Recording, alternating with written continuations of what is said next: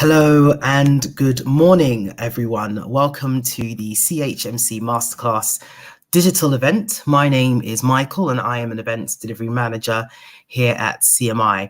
And I'll shortly be handing over to David to begin today's event.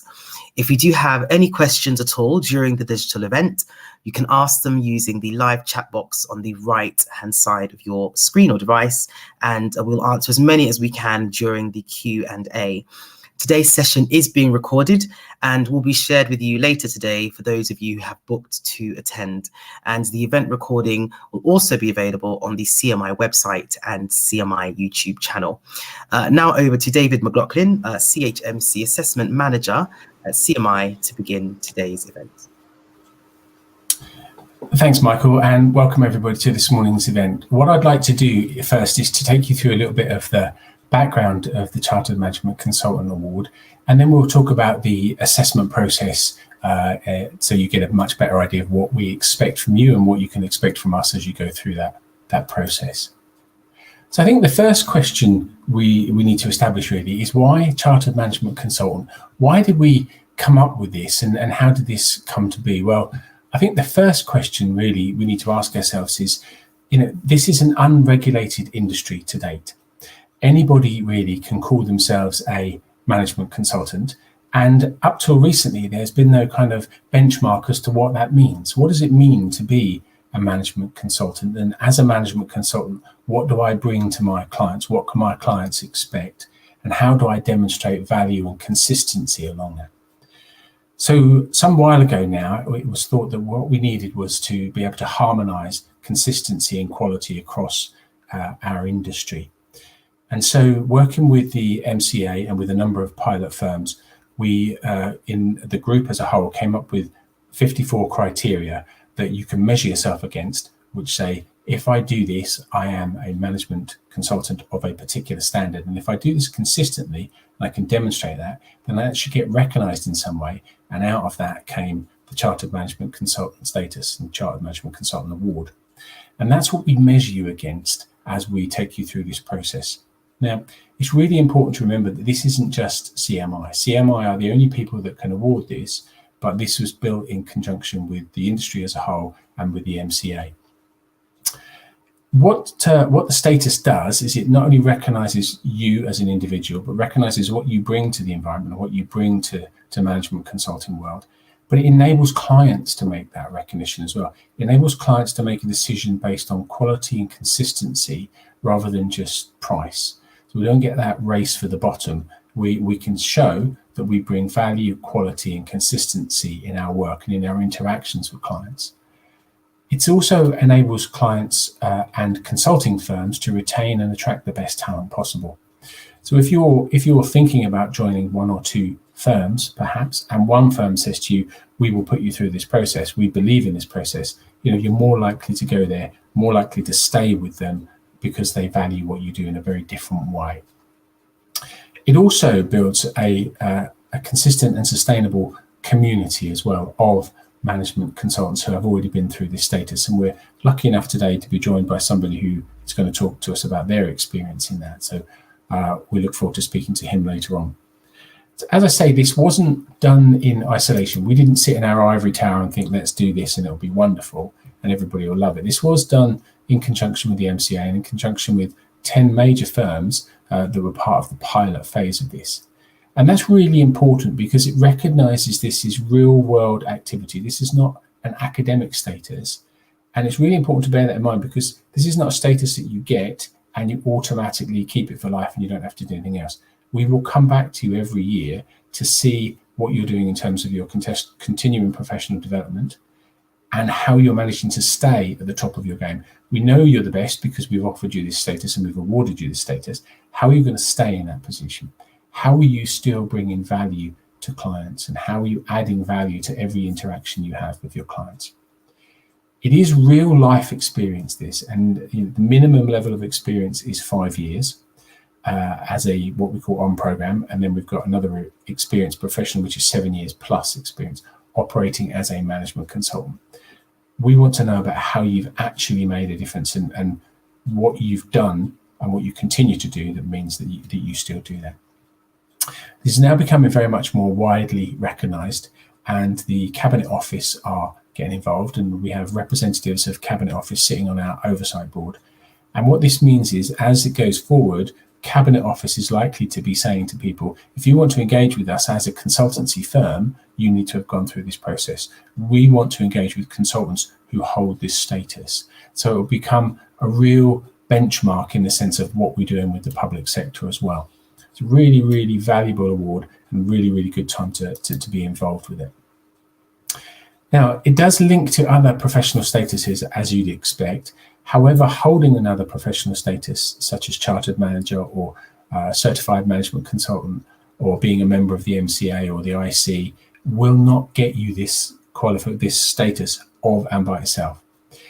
It will give you the experience, it will give you recognition in other ways, but you still have to go through the same assessment process. Everybody goes through the same assessment process, irrespective of any previous qualifications or statuses they hold, or indeed hierarchy.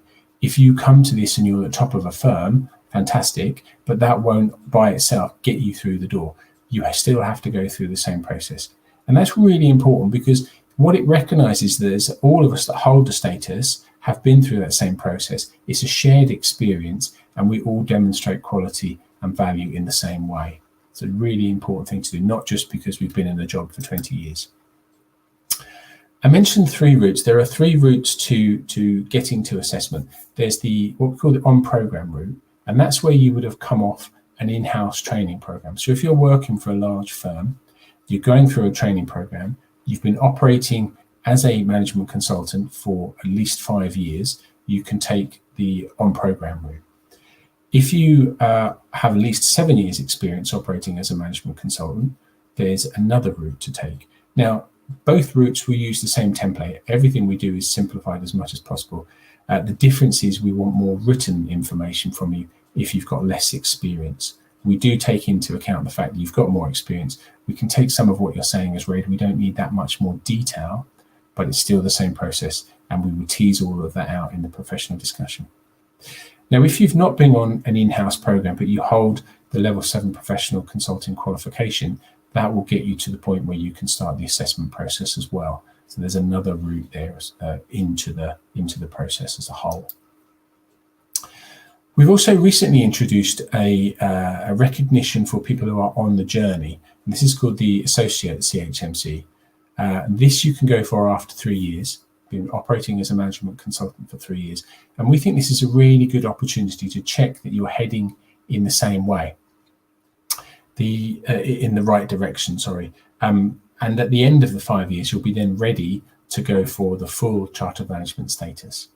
So it's an interim status. You're going the right way, you're doing all the right things. It will also help you identify areas where you might need to focus a bit more attention in terms of your CPD, in terms of your own development, so that at the end of the 5 years, you're ready to go for that full status. It's really important to remember that this is a management consultant status, management consultant award, and not everybody in an organization is going to be a management consultant. Just because you're a hierarchy, just because you hold a particular title, it doesn't necessarily mean that you meet the criteria as a management consultant. So before you start this process, it's really important to have a look at the criteria, get friendly, get very well acquainted with those 54 different criteria, and make sure that you can fulfill all of those before you start the process, or let's say the vast majority of them before you start the process. We're not looking for 100%, but we are looking for you to demonstrate how you meet the vast majority of those. Now, I say that, but you won't know what the vast majority looks like, because it would vary from person to person and circumstance to circumstance. So focus on trying to cover as many of those as possible. If there are big gaps, do some self-development, do some training, talk to colleagues, get yourself up to speed in those particular areas, and then come back to do the assessment. We don't want to waste anybody's time with this. We want to recognize those people that should be going through this process, and we want to support those people who are not yet ready to get to a point where they are ready to go through the process. So if you're not ready today, don't worry, you'll soon be ready, and you'll be able to engage with the process fully.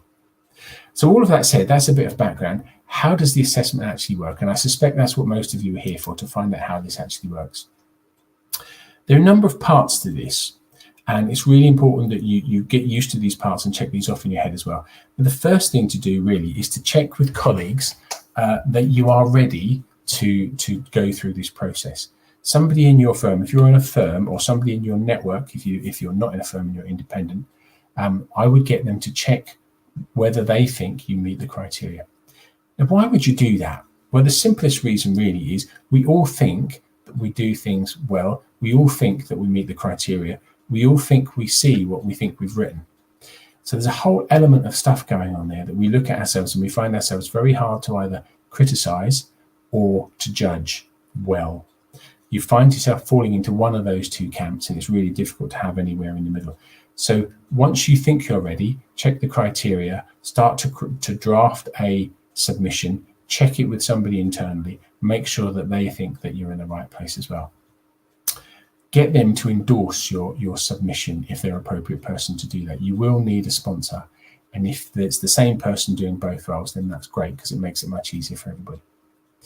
Once you're ready for assessment, you would submit your submission form on the online portal, and we will send you a unique code for you, which allows you into the system, and that's where you store all your submission documents that we would then have a look at. So once you've done that, one of the assessors will go into the system, pick up that submission, have a look at it, and then they will be in touch with you to say, I'm going to look at your assessment. They'll look at your assessment, and then they will be in touch either to say, we're going to move on to the next stage, a professional discussion, or we want a little bit more evidence. Now, if they ask for more evidence, that's not necessarily a bad thing. It gives you an opportunity to make your submission shine. So don't think that's necessarily bad. It's almost a second bite of the cherry, if you like. Talk about it a little bit more as we go through. Then you move on to the professional discussion stage, and that's done virtually. And again, we'll talk about that in more detail in a little while. Once that's done, all of that is moderated to make sure that the assessor involved is treating everybody fairly and is maintaining the quality we're expecting internally. And then after that, you will receive a result, and hopefully you'll have had a successful outcome, and you'll be able to use the appropriate post-nominals to demonstrate to the world that you are a chartered management consultant. We're looking at a number of stages in this. I've mentioned some of these already, but we have what's called the foundation, applied, and chartered management status. And these relate to the things I was talking about earlier about the associate chartered management consultant route and the experienced and on-program management route. So we're looking at the same criteria, but we're looking at them in different levels. So what I mean by that is if you're coming through the associate route, then we're looking for things that you would understand. So you manage your own professional learning and you manage your own development and career goals. Whereas if we're looking at the full chartered status, you would develop and maintain a culture of lifelong learning. You're leading other people rather than necessarily following guidance from somebody else. So it's that difference in level of activity, that difference in level of experience, that difference in level of operating at the appropriate way. But we are looking at the same criteria. So when we think about those criteria, we can term them really in four main areas. When we talk to you and when we look at your written assessment, we're looking for values, ethics, and behaviours. And this is about you, not about your firm, not about your team. This is about you. How do you deal with ethical questions? How are your values and behaviours matching to the criteria? Then we look at leadership and management. How are you leading and managing yourself? How are you leading and managing others? And again, this is very much about you. And for those of us that have grown up in the West, this can be quite challenging because from when we're really small, we're told it's not about you, it's about us. It's not I, it's we. It's the team, not you as an individual. We're swapping that all around and saying, we want to hear about you. We know what your firm does. We probably know what your team does if you're part of a big firm, but what do you do? If you're part of a team and you want to put that in as evidence, that's fine. But what did you do within that team to make a difference? How did you operate within that team? So we want to hear about you, I, me, not the team, not the we's. So we look at the leadership and management, and then we look at client operating environments, how you interact with your client, how you deal with your client, how you engage with your customers, all of those things. And then importantly, we look at professional and personal development, your CPD, your continuous professional development. We know where you are now, how you're going to stay there. How did you get there? how you're going to stay there over the next 12 months. And we will come to you every 12 months and ask for a report on what you've done, how it's made a difference, why you chose to do those activities. So a big question then is, people always say to me, how long does it take? How long should I put aside for this? And it really depends how you work. It really depends how you used to do your homework at school, shall we say. If you're one of those people like me that got the homework and did it straight away, you'll have a different approach to this. If you're one of those people that got the homework and waited till the last minute, the night before it was due in, you'll have a very different approach to how you do this. Some people will take an hour at lunchtime for 5 days and get this done. Some people will take a weekend and set it aside and do it. Some people take a couple of days off. Remember, we're not asking you for anything that you shouldn't already know. You should know how you operate. You know what you do. You know what your values are. You know how you interact with clients. We're just asking you to write it down and prove it, demonstrate it. What I would say, though, quoting Einstein, is if I've got an hour to solve a problem, I'll take 57 minutes to think about it and 3 minutes to write it down. There's a lot of thinking going on here, a lot of considering, a lot of reflecting on how you got to where you are, how you got to be as good as you are. So think about all of those things before you even put pen to paper. When you're putting pen to paper, a couple of useful tools I like to use. One is 6 Serving Men by Rudyard Kipling. So I keep 6 honest serving men. They taught me all I knew. The names of what and why and when and how and where and who. So what did I do? Why did I do it? When did I do it? How did I do it? Where did I do it? Who did I do it for? Now, the who really is a bit of a challenge here because we ask you to keep all of that kind of thing confidential. We don't want to know that you were working with British Aerospace and reporting to Mr. Jones. We want to know you're working in the aviation industry, reporting to a C-suite manager. If you have things that we can identify a firm, we can identify a person, it will be deleted from the system, referred to you, and reported to your legal department, and you'll have to start again afresh. So be very careful about making sure this is confidential. That's another reason to check it past a colleague as well, because we think we see what we think we've written, and a colleague will spot that. Somebody who comes through with a fresh eye will go, whoa, hold on a minute, we don't need this, you shouldn't have that. So that's one tool I like to use. Another tool is the STAR tool. So what was the situation? What was the task you undertook? What was the action that you used? And what was the result of all that happening? 2 different tools there is how to structure your thinking, how to structure your written submission. Now, as I always say, if these don't work for you, find something that does. These are just 2 options that I find useful. Find what works for you when you're constructing your written submission and when you're thinking about your professional discussion as well. So you've submitted your evidence, we have a look at it, and what we're looking for is what we call VAX. Is the evidence valid? Does it relate to the competencies? Now, one of the things that you will have to do on your written submission is to map your evidence to the competencies. And that initially sounds quite complicated, but actually it's a really good way of thinking about the evidence you've got in there. If you've got paragraphs of text that you can't map to a competency, ask yourself why it's in there. There is a limited word count, and we make no apologies for that. This is real world stuff. It's a limited word count. If you've got narrative that you can't map, check that it's in there for a reason. If it's contextual, can you minimize it? If it's just there as filler, take it out, start again. So have a look. Is it valid? Does it meet the competencies? We look at authenticity. Is this your evidence or is it somebody else's evidence that you've used? So we do check that it's authentic. We look to make sure that the evidence is current. And what we mean by that is that if you're claiming you can do something, could you still do it today if you were challenged? So people say, how far back can I go? And I say, well, if it's still current, if you can still demonstrate you can do that, you can use it. But if it's something you haven't done for 20 years, don't claim that you're still doing it, because we will spot that. That will stand out like a sore thumb. And the other thing is there sufficient evidence? Is there sufficient evidence for the assessor to make a decision to take you forward? If there isn't, they will get back in touch with you, but they will only get back in touch with you once. So make sure you're as close as possible or there entirely before you submit your written submission.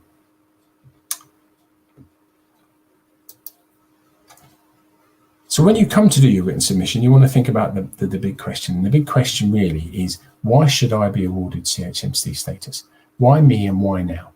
What difference have I made? Where have I made that difference? And how have I made that difference? Think about the 6 serving men.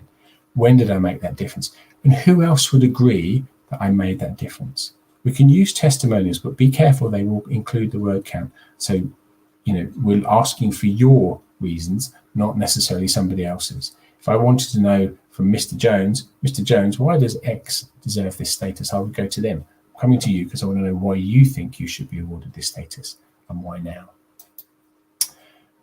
People always say to me, I haven't started gathering evidence yet. When should I start collecting evidence? And I would always say straight away. So if you're on this call or you're watching this recording and you haven't started and you're going to go through this process, start collecting evidence now.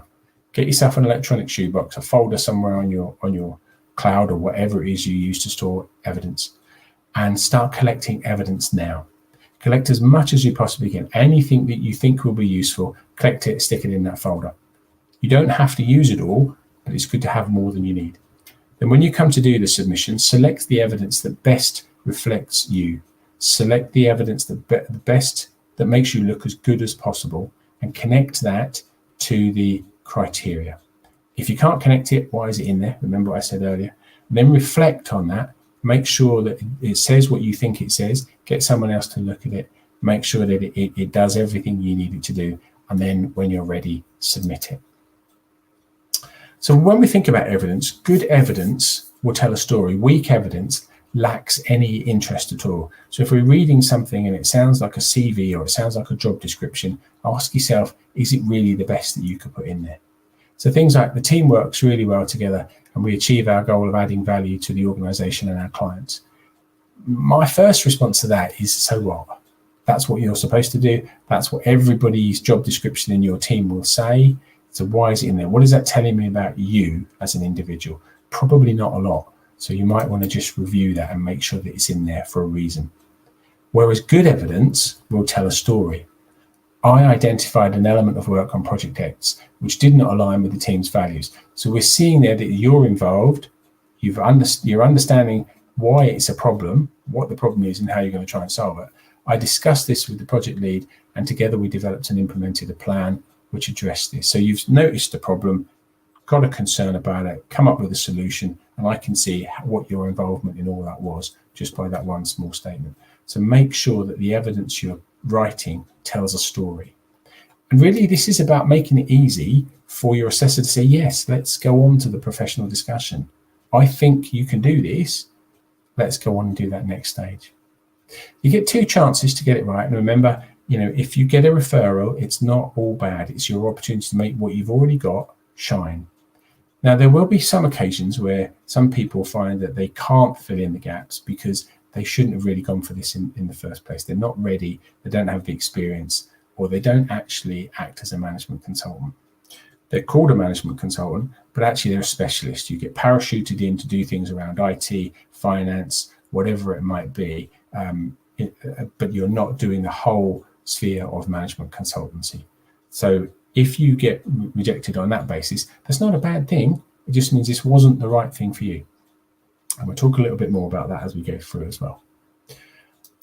So some key points about your written submission. It's about the difference that you make, not the team makes. What did you do? It's your story, not your team's story, not the firm's story. Make sure it actually reflects you. Think about why you and why now. And think about which somebody who doesn't know you makes sense of your evidence, or is it all in jargon? Is it all in language that only you and your team understand? And the main thing is think about quality, not quantity. We're not looking for fluff or filler. There is a very limited word count. Make sure you get to say what you need to say within that word count. So on a positive, you've done all that. You've got through to the next stage. What happens next? So next is the professional discussion, and this will happen remotely, virtually on this system or something very similar. At the very, very worst, it will happen on the telephone. The problem with that is it gives you, it means that you have to supply all sorts of other additional evidence outside of that, because we need to see you. We need to see some ID to make sure that we are interviewing the right person, having that discussion with the right person, and you've not sent somebody else along in your place. So we will need to see some ID, and that ID can be either passport, driving license, work ID card if it's got a photo on. Anything that's got a photo of you on it is fine, but you will be asked to prove that. The discussion will take approximately an hour, but I would allow 2 hours in your diary. The worst thing you can do is get to a point where you have to say, I'm going to have to go now. Can we stop? Have you got everything you need? Because the answer is probably going to be no. If you're stopping it and the assessor isn't, the answer is probably going to be no, I haven't got everything I need, in which case you're going to fail if you have to go. So make sure you leave enough time either side of this to prepare for it, undertake the professional discussion, and then have some wiggle room at the end. And also a little bit of time to decompress, because this is going to be quite intense.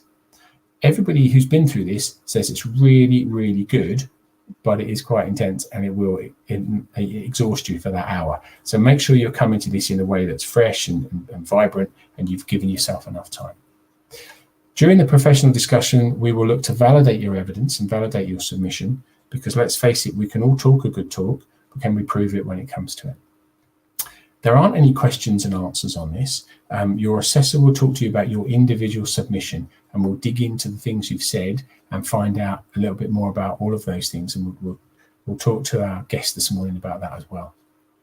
There will be a discussion about your CPD, and there will very much be a discussion about ethics. So be prepared to engage with all of those. Make sure you come and actually turn up, not just physically, but mentally,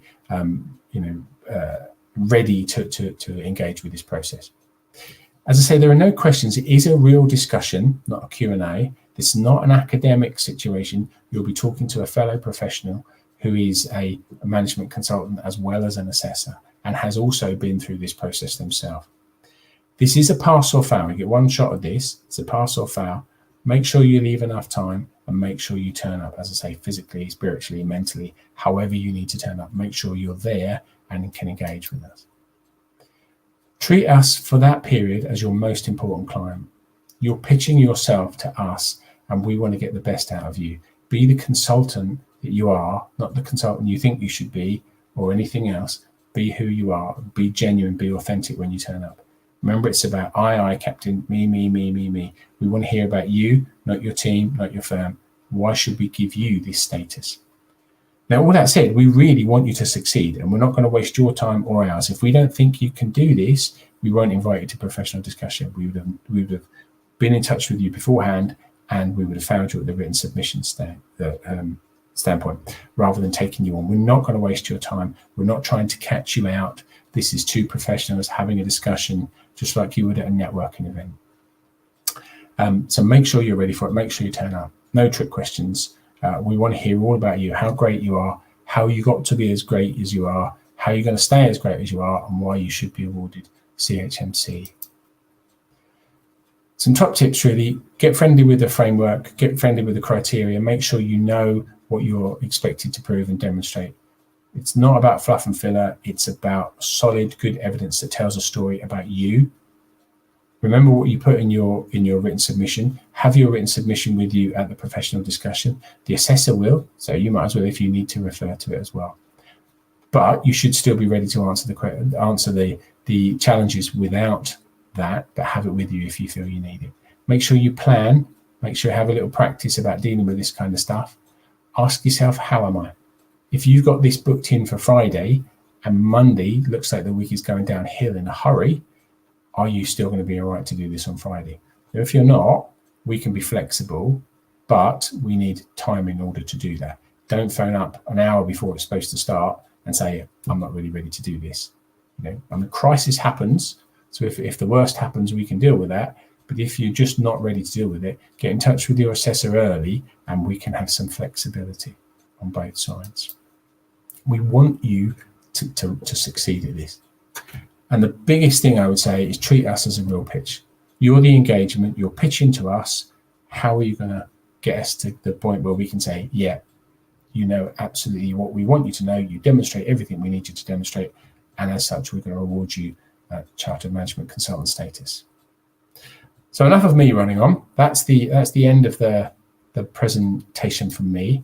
I'm now going to invite our guest for the day, Raymond Stadnick, to join us. Raymond. Morning. Good morning, David. Now, as I mentioned a couple of times during the presentation, Raymond he has been through the process. All the assessors have been through the process.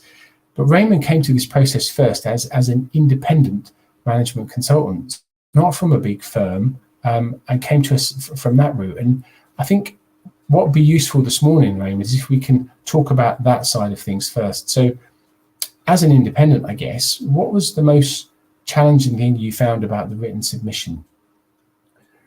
Well, I think as an independent, as you say, you tend to be, well, certainly I was involved in a far more diverse portfolio of work. And so the challenge immediately was, how can I get 7 years of rich, deep consultancy experience into a few thousand words? And the other aspect was, could I justify, from my time constraints and so on, could I justify the time needed? I attended 2 of the different masterclass events, and I found that very good, events like this. And I took my time to build up my submission. And thinking back now, it probably took me actually a year to formulate that. That's not to say that would be, how long it would take everyone. But I had a particularly busy period of work. And again, there was no one else there to take work and share the work with. And I was taking the work and was pretty much full to capacity at that particular time. So I just decided that I had to plan to do it. I think David mentioned this aspect of planning. I think that is so essential. I took the time and planned to do it. And that really benefited me in a far more focused submission, really. And so next was cutting it down to fit the word count. And the way I dealt with that was through constant reference to the competency framework, which I found just an amazing sort of help. If what I wrote didn't tick a box there, basically it didn't go in. And that was a difficult process, because I thought, well, here's a terrific kind of piece of work and great example, but I've already covered that element of competency. And so it was having the discipline to say, I'm going to leave that aside, because there are other areas of the competency framework where I feel I'm quite liked. And so instead of kind of reinforcing something that was already there, I thought, let's go to the light parts and let's see what I've got there and what I could bring out. And I think that gave me a good submission, and I was really happy with it, and happy with the time that I took to do it. I think that's a really important point, because I think it's really appropriate time to reinforce that we're not looking, although there are 54 competencies, we're not looking for 54 separate statements. One statement can cover a number of competencies, and I think that's, you mentioned about picking out the best statement. I think that's really important and really valuable for everybody to hear that. So once you'd been through that process and you'd uploaded your submission, what would you say was the biggest challenge about the professional discussion? I think it was in a similar way of compressing everything into what could be an hour, and it ended up that I remember my discussion was I think it was an hour and 18 minutes or something like that.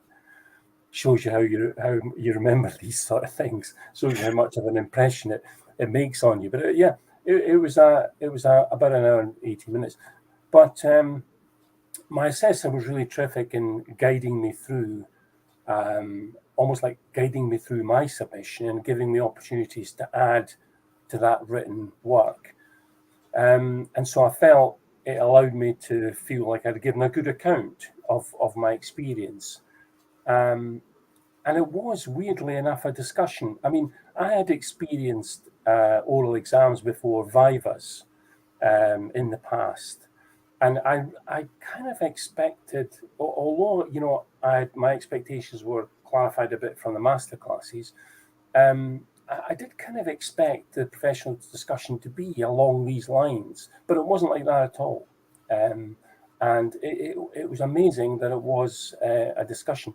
And it was a great discussion. I really, really enjoyed it. The assessor told me that they enjoyed it too. And I tended to find I actually had things in common with this person who was like assessing me, but it didn't really feel like that.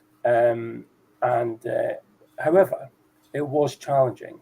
I mean, I had to justify my claims But of course, again, as an independent, you're always in this position with clients. So I did treat the assessor as a client.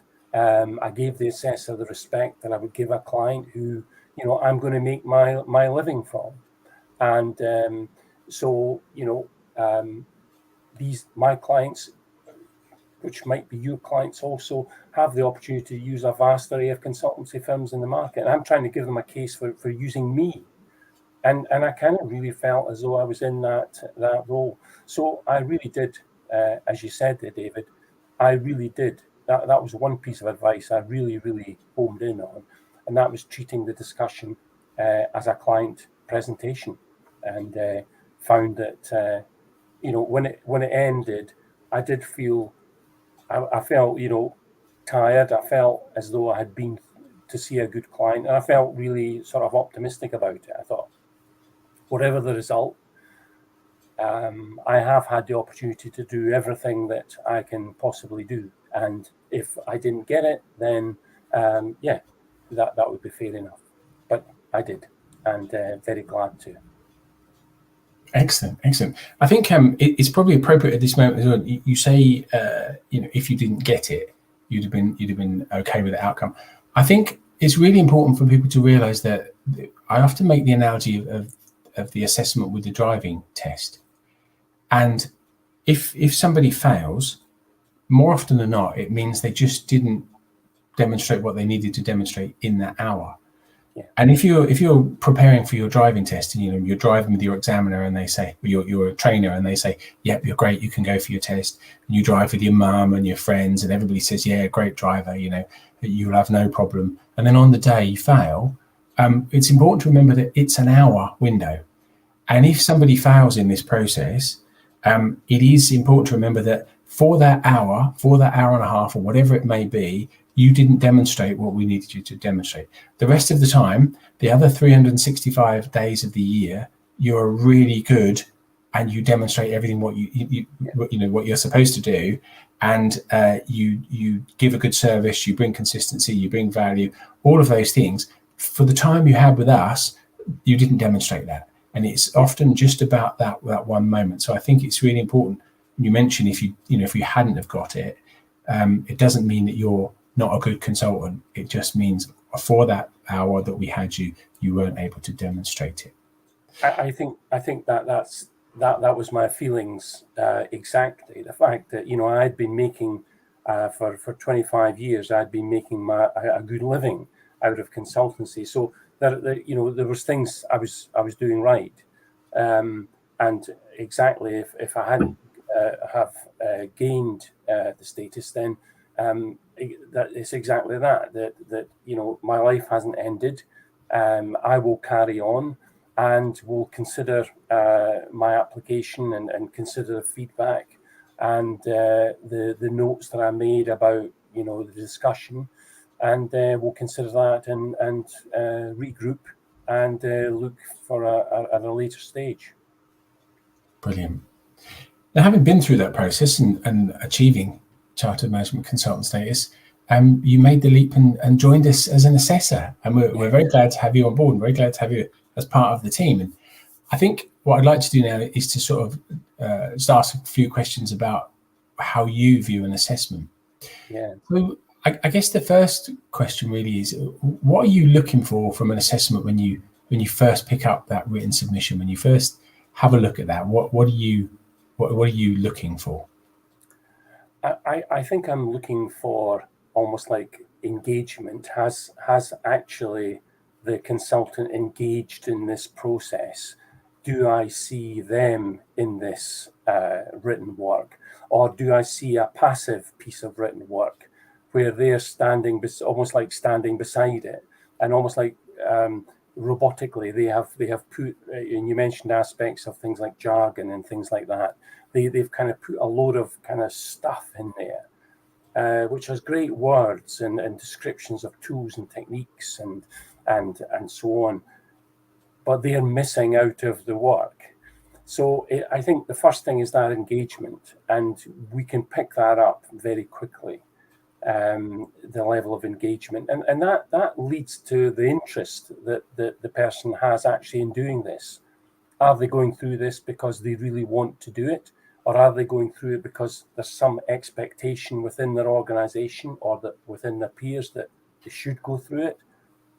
And I think if you're going to start on this process, you have to really, really want to actually do it, and only when you're in that kind of state of mind will your writing then reflect that willingness to do it. I want this, and I need this now to launch my career to another level.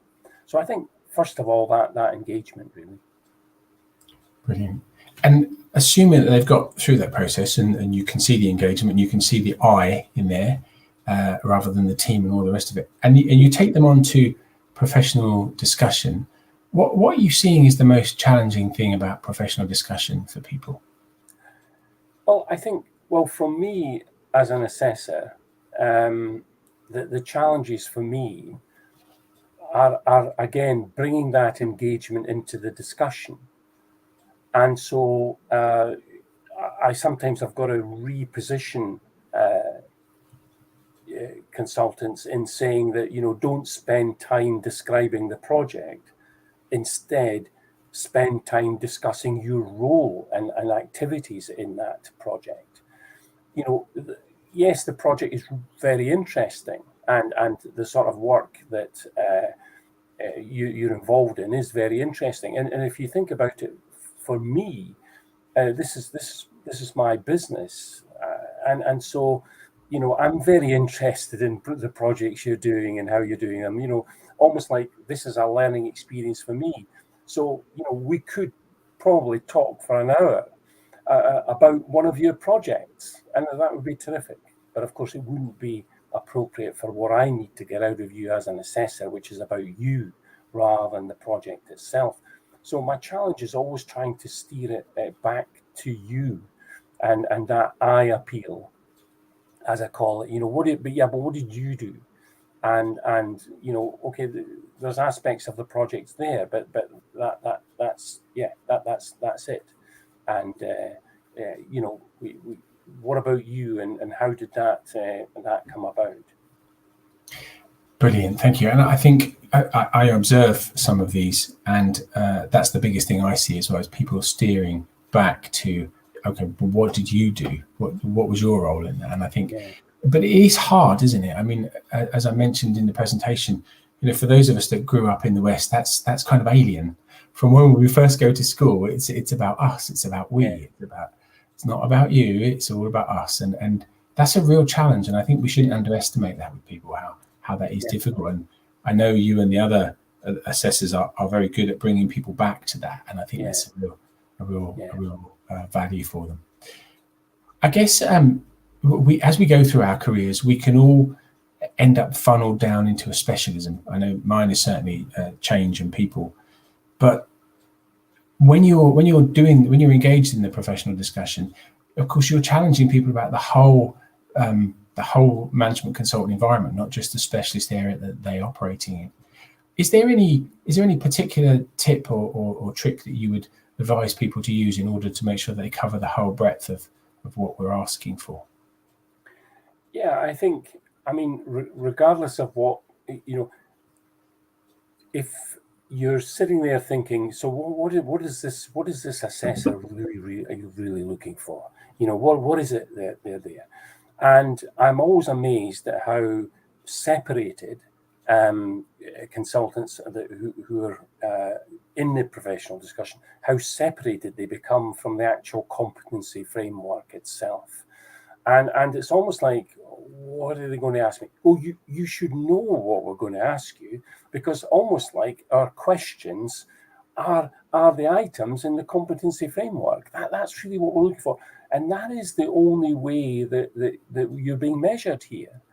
And so keeping that in mind and making sure that what you're discussing will show that evidence, that's really what the assessors are measuring. That's what they're looking for. And that's the questions that they will want to answer you. And so, sort of building that is there. One of the things that kind of switches assessors off is kind of these empty kind of statements where a consultant is searching for, they think, oh, I would recommend, in my professional discussion as the consultant, I had my submission with me, and I was basically, as questions were being asked, I was looking at the submission, and I think, and was therefore able to have a deeper discussion. I'm always amazed that consultants asking me and saying, well, okay, could you tell me what piece of work that you're actually referring to there? I said, well, and I'm almost like showing them on the screen. Well, it's the third piece of work that you've referred to there. And I said, well, could you hold it up to the screen so I could see it? A ridiculous sort of situation, showing a real sort of lack of preparation. So it does hinder the depth of the discussion if you are not engaged in your work as you're carrying out the actual submission. And it leads to these, I remember, how some statements, I typically operate at C-suite levels in organizations engaging with senior leadership, both advising on and contributing to their goals and delivering exceptional value to their organizations. That sounds very grand, but actually within itself, it doesn't actually really say very much. No. So it's kind of avoiding emptiness. And the way you can do that is by, using your examples, discussing them as they're there.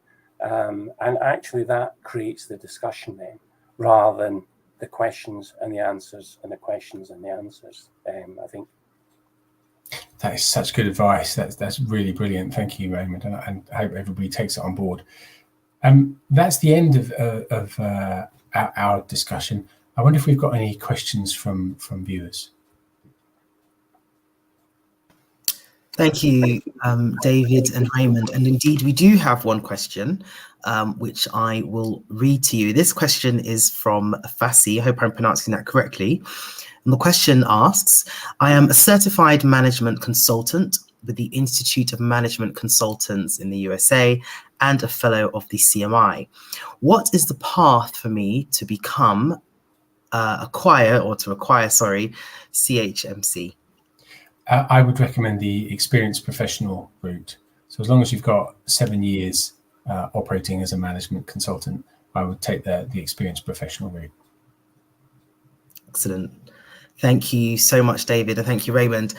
There are any other questions at the moment, so we will call it a day. But thank you so much for your insight, expertise, and sharing with us this morning. So if you do have or require any questions or require any additional information or guidance, please contact your firm's ChMC program manager or a member of the ChMC team, and you can contact them at chmc@managers.org.uk. A recording of the webinar will be made available to all who have registered for the event. And please do also take a few moments to let us know your thoughts on today's event by completing our evaluation form, and the link for that is in the live chat. So once again, thank you, David, thank you, Raymond, and enjoy the rest of your day. Thanks, everyone. Bye-bye. Thank you.